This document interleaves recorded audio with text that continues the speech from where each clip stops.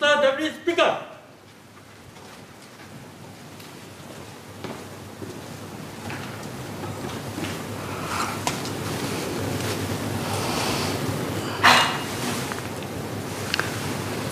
Order.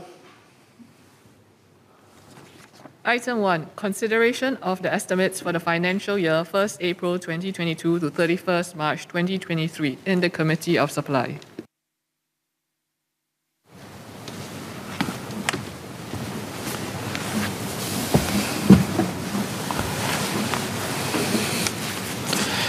Head O, Ministry of Health, SMS Dr. Janil Puthucheary.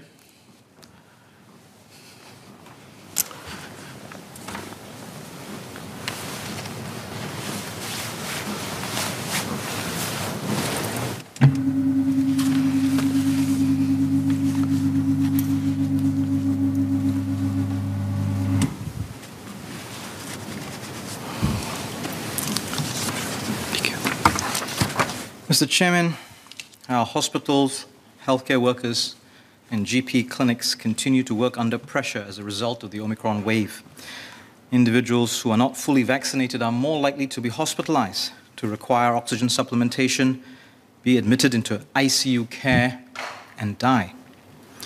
3% of our adult population who are not fully vaccinated accounted for 25% of our ICU cases and deaths.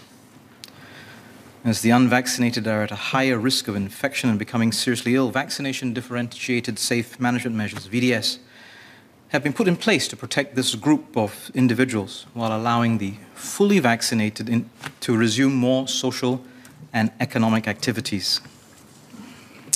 Mr. Leong Man Wai, I feel, has cherry-picked the data. He's advocating on behalf of individuals who have not been vaccinated. That's quite reasonable.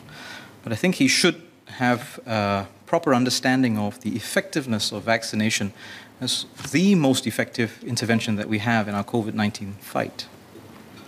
Let me share a few points of data for him to consider and see if he maybe changes his mind about how he would like to represent the effectiveness of vaccines in our fight. For individuals below the age of 12, there are about 14 per million severe adverse reactions reported after vaccination. And most of these will recover quite quickly with no effects, no long-term effects.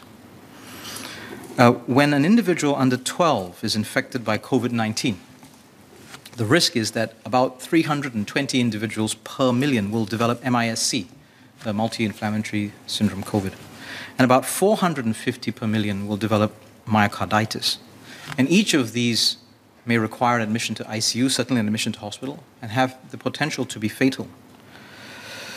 So you can see that the infection-related complications are at least 10 times more frequent than any side effects from the vaccine, even if most of the side effects of the vaccine are short, temporary, and don't have any long-term consequences.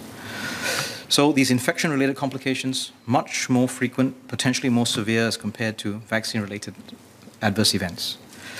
And the odds are clear. Every case of MIS-C, myocarditis, is one too many. I think Mr. Leong needs to weigh up both sides of the risk.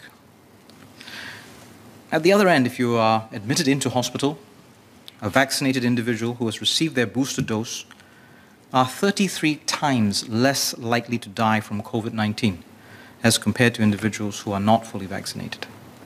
So, to Mr. Leong, it's not appropriate to lift the measures at this stage. Once the Omicron wave has subsided, we'll be in a better position to ease our safe management measures further.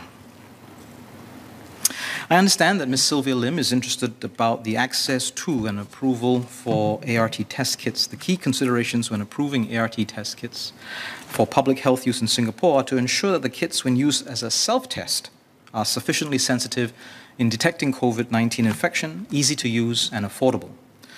The process for approving locally produced ART kits to meet quality standards is quite clear. It's not more stringent than for foreign-produced kits, and it's made known to all interested manufacturers, importers.